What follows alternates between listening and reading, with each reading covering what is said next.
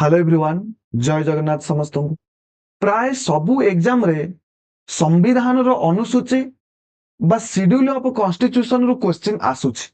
किंतु एबे भी मध्यम पिला डाउट रहउचंदी आमे आर्टिकल काहाकू कहिबा, शेड्यूल काहाकू कहिबा, शेड्यूल कोन आर्टिकल कोन ए सब जानि पारुनांती। अनेक सारा क्वेश्चन भूल करचंदी। आजिरो क्लास रे आमे क्लियर हेबा शेड्यूल कोन, आर्टिकल कोन एवं 12टी जाक शेड्यूल को अति सुंदर भाबरे बुझिबा।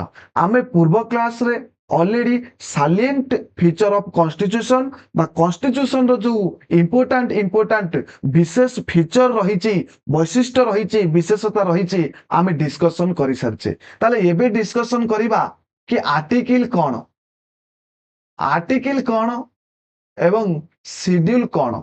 सिंपल भाबरे जदि आमे बुझिबा आर्टिकल रे हमकु रूल कुहे, आर्टिकल हमकु रूल कुहे एवं शेड्यूल रे हमर लिस्ट रहिछि। कोन ना किपरि आमे स्टेट रो ना को चेंज करि परिबा, किपरि आमे स्टेट रो भौगोलिक परिसीमा को चेंज करि परिबा, एटा सब लेखा जाइछि आर्टिकल रे।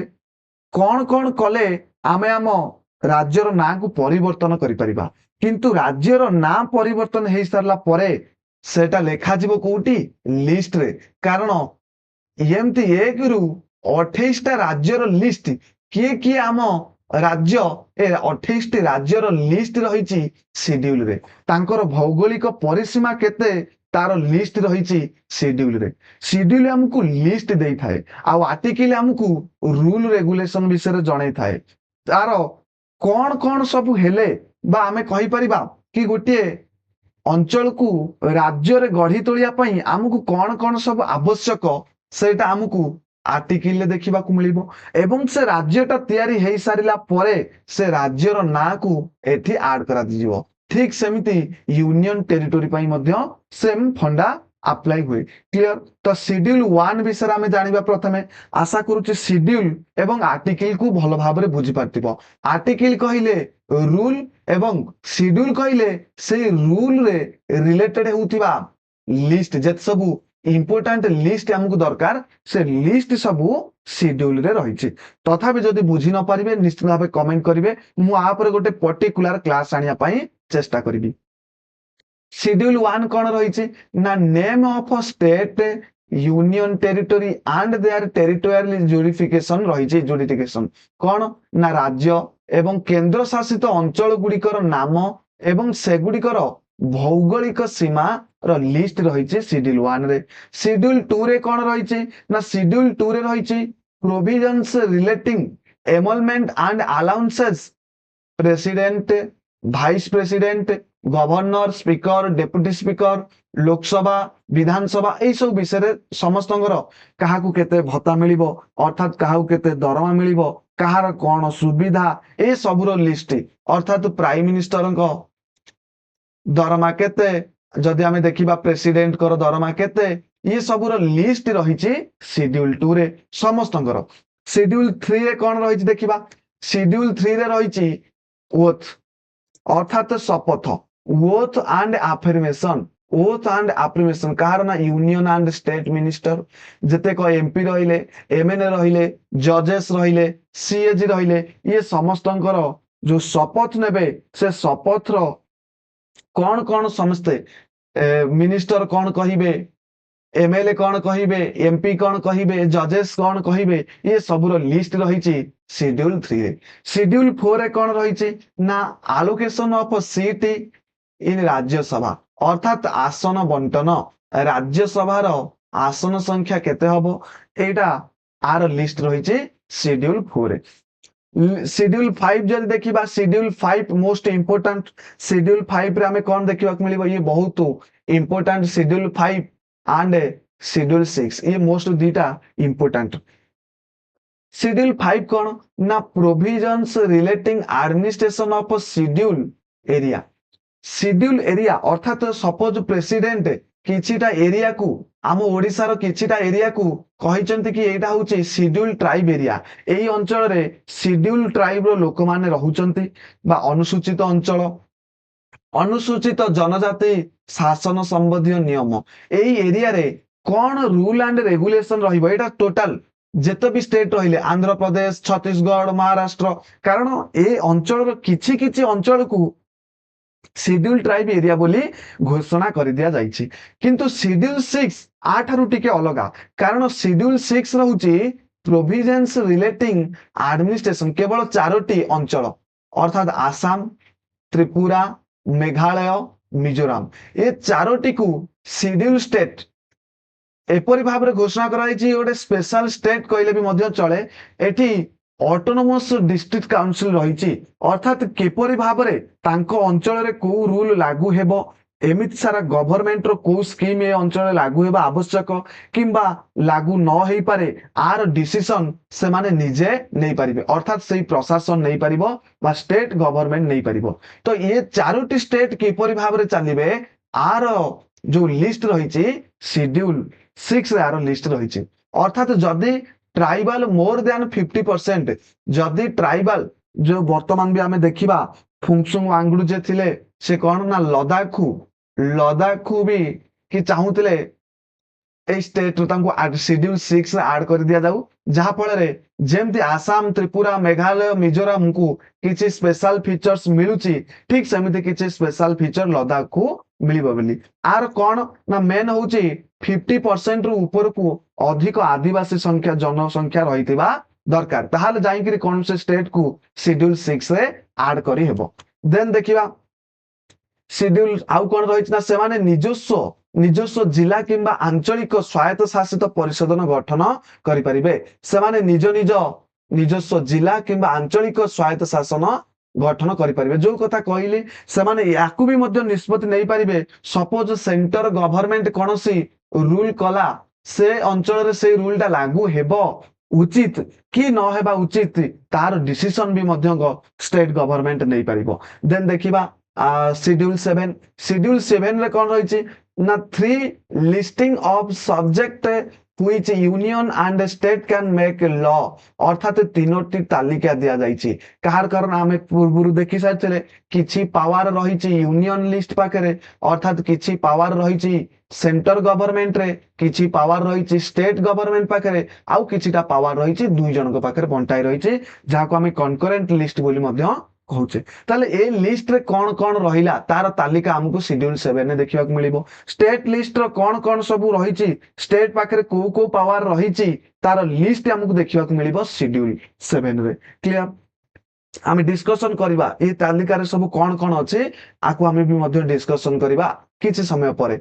जदि आमे देखिबा शेड्यूल 8 रे कौन रही, ये भी गोटे इंपोर्टेंट, ये भी मध्य गोटे बहुत इंपोर्टेंट शेड्यूल 8। एथरू अनेक सारा क्वेश्चन देखा मिले, जमती लैंग्वेज रो जो लिस्ट रही, जमती सरकारी भाषा अर्थात ऑफिशियल लैंग्वेज आगुरु हमर 14टी थिला, एबे 22टी हेची। क्लियर, से 22टी लैंग्वेज रो लिस्ट 1 लैंग्वेज है, 2 लैंग्वेज है, 3 लैंग्वेज, ये जो 22टी लैंग्वेज रो लिस्ट हमको शेड्यूल 8 रे देखा मिलिबो। 21तम संविधान 21 कॉन्स्टिट्यूशन अमेंडमेंट रे सिंधी एडेड 1976 रे सिंधी को ऐड करा गला।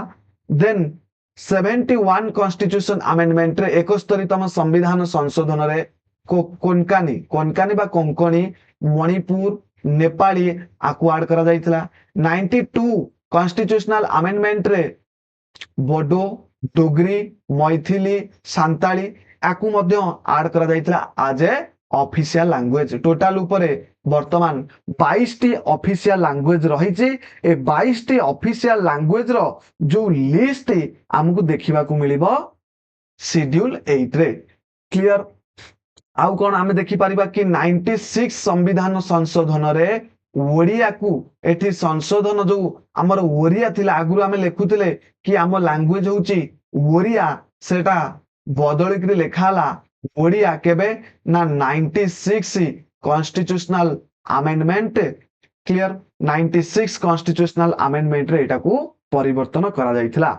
देन आउ कोन रहिछि आमे जे देखिबा ना क्लासिकल लैंग्वेज भी मध्य, जेमति तमिल, संस्कृत, तेलुगु, कन्नड़, मलयालम, टोटल आमे जदि देखिबा क्लासिकल लैंग्वेज बा संस्कृत भाषा, शास्त्रीय भाषा जदि आमे देखिबा हमर टोटली प्राय 11टा, फास्ट थिला कोन 1 2 3 4 5 6 प्रथमे ए 6 थिला परवर्ती समय रे ये पांचटी ऐड करा गला पाली प्राकृत मराठी असमिया बंगाली ये पांचटा को परे ये पांचटा न्यू एटा को परे ऐड करा दैथिला हमर टोटल वर्तमान समय रे 3 3 6 ये 3 2 5 11 टी क्लासिकल लैंग्वेज देखिबा को मिलिबो देन देखिबा शेड्यूल 9 रे कोन डिस्कशन करा दैछे शेड्यूल 9 रे जमी संस्कार एवं जमीदारी प्रथा उच्छेद provisions related land reform and zamindari system एडा प्रथम कॉन्स्टिट्यूशन रे एडा करा जायतला प्रथम कॉन्स्टिट्यूशनल अमेंडमेंट रे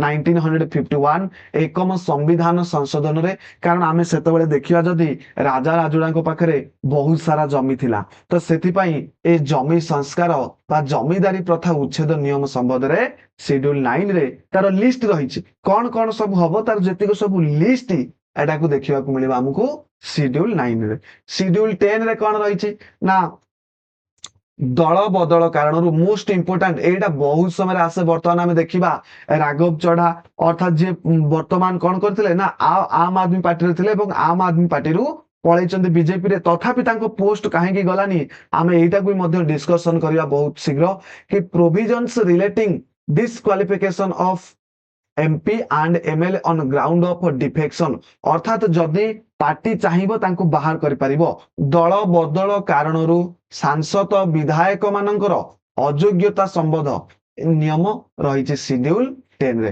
अर्थात 52तम संविधान रे 52 कॉन्स्टिट्यूशनल अमेंडमेंट रे 1985 रे एटा करा जायतिला क्लियर आर जेतिक लिस्ट रही ये शेड्यूल 10 रे आर लिस्ट रही शेड्यूल 11 रे जदि हमें देखिबा कोन रही ना पंचायत को केते पावर मिली पंचायत को केते पावर मिली पंचायत संबंधी नियम 73rd कॉन्स्टिट्यूशनल अमेंडमेंट 1992 मसीह 29 कार्यकारी विषय 29 सब्जेक्ट रे काम करि परिबो 29 सब्जेक्ट रे पंचायत काम करि परिबो ताको मध्य लिस्ट जो रही 29 टी विषय 29 टी विषय बा 29 सब्जेक्ट रो लिस्ट शेड्यूल 11 रे रही शेड्यूल 12 को जदि हमें देखिबा शेड्यूल ट्यूब्स एटा होचे 74th मान रखिबो 74th कॉन्स्टिट्यूशनल अमेंडमेंट जे भी मध्य 1992 रे हितला एथिरे 18 टी फंक्शनल मैटर अर्थात 18 टी कार्यकारी विषय और लिस्ट रही कहा पाई ना पौरपालिका संबंधी नियम पौरपालिका म्युनिसिपालिटी जो काम रही कौन रही से किपरि भाव करिवो जो 18 टी कार्यर विषय बा रूल एंड रेगुलेशन भी मध्य रही लिस्ट हेकरी शेड्यूल 12 रे एई 12टी शेड्यूल रु क्वेश्चन आसे आलोचना कले बुझिले एबे देखिबा जो तीनोटी लिस्ट थिला हमें देखिथिले एई तीनोटी लिस्ट रे कोन कोन सब तालिका रही देखिबा आमे जदि यूनियन लिस्ट देखिबा यूनियन लिस्ट कहले कोन ना यूनियन लिस्ट होउचे केंद्र सरकार पई मन रखिबो केंद्र सरकार पई यूनियन लिस्ट स्टेट लिस्ट जो देखिबा एटा होउचे राज्य सरकार को पाखरे कोन कोन पावर रहिला कॉन्करेंट जब देखिबा बोथ उभयंकर देखो जदि हमें देखिबा डिफेंस जेते भी सब देश प्रति आसीबो से जिंस से गुडा को सब यूनियन लिस्ट रहबो जंते डिफेंस डिफेंस तो गोटे राज्य संभाली परिबनी सेति पई defence army force and atomic energy citizenship air force interstate trade जेते भी इंटरस्टेट रहिला जेते भी इंटरस्टेट ये सब जाक यूनियन लिस्ट रे commerce banking insurance foreign affairs regulation labour mines एगुडा सब रही यूनियन लिस्ट रे जदि स्टेट लिस्ट देखिबा शांति श्रृंखला अर्थात पुलिस और लोकल गवर्नमेंट हेल्थ देन स्वास्थ्य सहायत शासन व्यवस्था तीर्थ यात्रा मद कृषि मत्स्य चाष ये जेते सब फार्मिंग रिलेटेड आकु तुम देखि पारिबो बा नोट भी मध्य करि पारिबो ए सब रहउची स्टेट लिस्ट रे अर्थात आ ऊपर कोनोसी रूल रेगुलेशन बदलया पई चाहिले जे कोनोसी डिसीजन स्टेट गवर्नमेंट नबो देन कॉन्करेंट लिस्ट कहले कोन ना कॉन्करेंट लिस्ट कहले जुग्म तालिका जेमते मैरिज एंड डाइवोर्स रहउची बैंकरप्सी रहउची देवालिया आपण हे गले वाणिज्य श्रम विवाद शिक्षा ओजन माप विद्युत ये सब उभय पाखे रोचे both are responsible for this किंतु मन रखिबो जदि दुई जनक भितर कलह लगिला एटी मोस्ट पावरफुल हम सेंटर सेंटर जहाँ डिसीजन नब से डिसीजन को स्टेट मानिया पई बाध्य। आउ तेन देखिबा जदि कोन रहिছে ना रेसिडुआरी लिस्ट कौन ना जो गुड़ाक एबे आमे देखुचे जेमती एआई ऊपर सोशल मीडिया ऊपर कौन से रूल रेगुलेशन आसीबो ताकू किए कंट्रोल करिवो सोशल मीडिया तो आगुरु नथिला एबे आसिकरी पहुंचे सोशल मीडिया किछि वर्ष होला तो सेतबेले सोशल मीडिया पई कौन से रूल रेगुलेशन करा जाय नथिला तो एई सब जिंस अष्टम तालिका रे रहउची बा अवशिष्ट तालिका आमे ताकू रेसिडुआरी लिस्ट बोली कहउचे the subject not included union state concurrent से तीनोटी लिस्ट रे जो गुड़ाक नाही से गुड़ाक सब रेसिडुआरी लिस्ट कर दिया जाउची आ एथिरे पावर कहा पाके रहइबो ना सेंटर पाखरे पावर रहिबो अर्थात केंद्र सरकार एठी पावरफुल रहिबो केंद्र सरकार आ ऊपर रूल एंड रेगुलेशन आनी परिबो। आउ कोन देखिबा ना transfer through the 42 amendment state list to concurrent list किछिटा पावर स्टेट लिस्ट पाखरे थिला किंतु 42 अमेंडमेंट 42तम संशोधन रे किछिटा राज्य तालिका रु बाहर जाई जुग्म तालिका रे मिसिथिला जेमति एजुकेशन शिक्षा जंगल अरण्य ओजन एंड माप वन्य प्राणी पशु पक्षी सुरक्षा न्याय प्रशासन ए सबू कॉन्करेंट लिस्ट पड़ेगा अर्थात एथिरे केंद्र सरकार भी मध्य भाग नहीं पारिबो बा रूल रेगुलेशन आ ऊपर आनी पारिबो। क्लियर ये थिला 12टी शेड्यूल रो अति सुंदर भाव रे हमकु बुझिबा को चेष्टा कले 12टी शेड्यूल को पढ़िले 3टी लिस्ट को पढ़िले आशा करूची ये क्लास टी आपण मानको पई इन्फॉर्मेटिव हबो जदि भलो लागिबो ताले वीडियो को लाइक करिवे चैनल को सब्सक्राइब करिवे जय जगन्नाथ समस्तଙ୍କୁ।